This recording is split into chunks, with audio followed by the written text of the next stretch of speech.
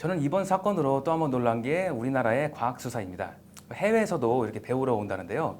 우리나라의 과학수사가 이렇게까지 발전했나 싶네요. 네, 30년도 더 지난 사건이 살인의 추억 관련된 이야기를 지금 저희가 밝혀낸 바와 같이 다른 사건들도 충분히 밝혀낼 수 있을 것으로 보입니다. 네, 과학수사의 진전으로 자칫 연구 미제로 묻힐 뻔한 사건들이 진범이 밝혀지는 사례들이 나타나고 있습니다. 국내 사례를 중심으로 몇 가지 소개를 해드리겠는데요. 먼저 2005년도에 강릉 70대 노파 살인 사건이 있습니다. 자칫하면 연구 미제 사건으로 남을 뻔했지만 용의자가 남긴 1cm 남짓의 쪽지문 때문에 결국 범인을 검거할 수 있었습니다. 지문 전체도 아니고 일부임에도 불구하고 과학수사의 발전으로 진범을 확인할 수가 있었죠.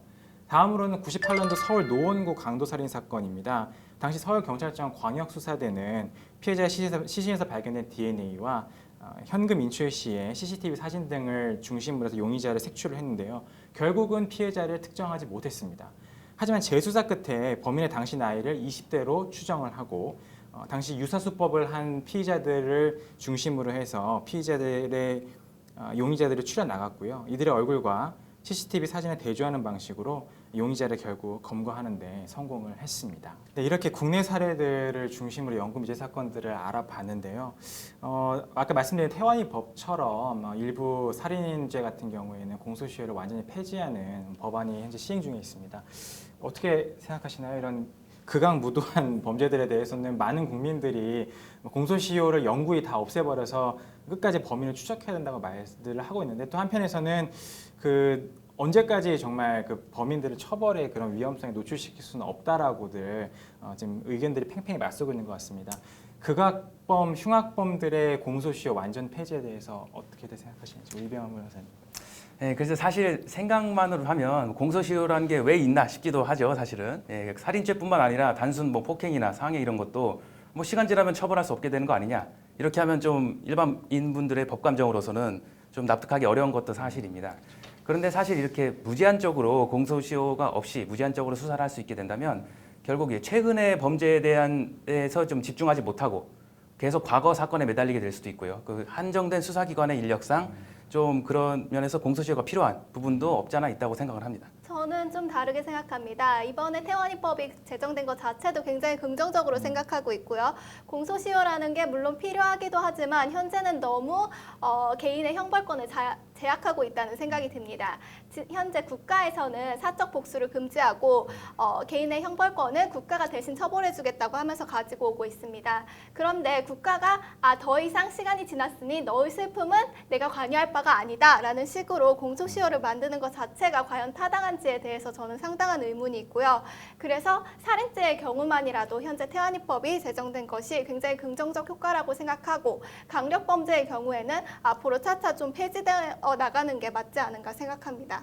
네, 보시는 바와 같이 저희 내부에서도 이 공소시효를 폐지하는 것에 대해서 의견이 갈리고 있는 상황입니다.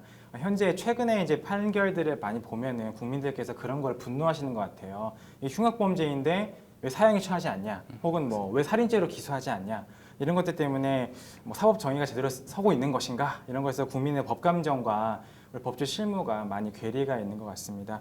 공소시효에 관련된 문제는 앞으로 좀 더 사회적 논의를 거쳐서 법이 개정되든지 아니면은 저희가 나아가야 될 바람직한 방향에 대해서 좀 심도 있는 논의가 앞으로도 필요하지 않을까. 네, 그거 생각합니다. 관련해서 공소시효가 현재까지 존속하고 있는 가장 큰 이유가 수사권이 이제 어떤 특정한 행정력이 한 가지 사건에만 매달릴 수 없다, 이런 것을 이유로 이야기를 많이 하고 있는데, 실질적으로 생각해 보면은 그럼 행정의 편의를 위해서 국가가 개인의 복수를 더 이상 못하게 하는 상황인데, 이것이 과연 타당한지 저는 정말로 아주 큰 의문이 있습니다.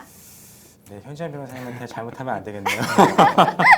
상당히 적극적이시네요. 우리 이병헌 선생님 말씀하시겠습니다. 저도 동의합니다. 갑자기 생각이 그러신가요? 바뀌었는데. 견해를 바꾸신 건가요? 원래 견해는 바뀔 수도 있으니까요. 네, 흉악범은 반드시 처벌해야 된다. 아무튼 저도 처벌해야 된다고 생각합니다. 네, 굉장히 적극적으로 처벌을 원하시는 변호사님들 의견 잘 들었습니다. 자, 그러고 보니까 국내 사례뿐만 아니라 해외 사례에서도 여태까지 연구 미제 사건 남아있는 게 꽤 많은 것 같은데 어떤 것들이 있을 수 있을까요? 그 중에서 하나가 블랙 달리아라는 영화로 개봉된 1947년 사건인데요. 이는 어떤 배우 지망생 살인 사건을 소재로 한 영화입니다.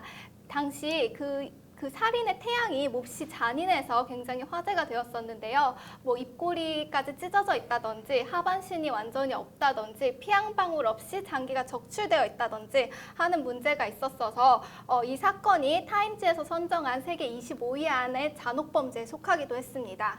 네, 2002년 개봉했던 영화 프롬 헬은 영국의 희대살인마 잭 더 리퍼에 대한 내용을 다루는 것입니다. 잭 더 리퍼는 영국 런던의 율락가 화이트채플에서 1888년 9월 말부터 한 달 동안 매춘부 5명을 잔혹하게 살해한 연쇄살인범으로 알려져 있습니다. 대놓고 경찰에 예고장을 보내는 등 대담한 범행을 저질렀는데요. 문제는 당시 과학수사가 제대로 발달되지 않았던 시기여서 유태인을 범인으로 지목하는 등 편견까지 개입돼서 수사에 많은 혼선이 있었던 사건입니다. 특히 이 사건은 피해자들의 복부에서 아주 장기를 적출해내는 잔혹한 범행 수법으로 유명했는데요. 이 때문에 해부학적 지식을 가진 의사나 아주 고소득층이 용의자로 지목되기도 하였습니다. 그러나 결국 100년이 넘는 지금까지도 용의자를 찾지 못하고 결국 미제 사건으로 남게 되었죠. 네, 대한민국의 대표적인 연금미제 사건이 화성 연쇄살인 사건이 용의자인 이모 씨가 발견되긴 했지만 말씀드린 대로 이모 씨는 이 사건으로는 처벌할 수 없게 되었습니다. 하지만 다른 사건으로 인해서 처벌을 받고 있다는 점에서 조금의 위안이 되는데요. 앞으로 과학 수사가 진전됨에 따라서 진범들이 더 밝혀질 것으로 기대가 되고 있습니다. 부디 이런 진범들이 꼭 밝혀져서 억울하게 피해를 입으신 피해자와 그 유족들께서 그 억울함을 조금이나마 풀 수 있었으면 좋겠습니다. 지금까지 하스타그램이었습니다.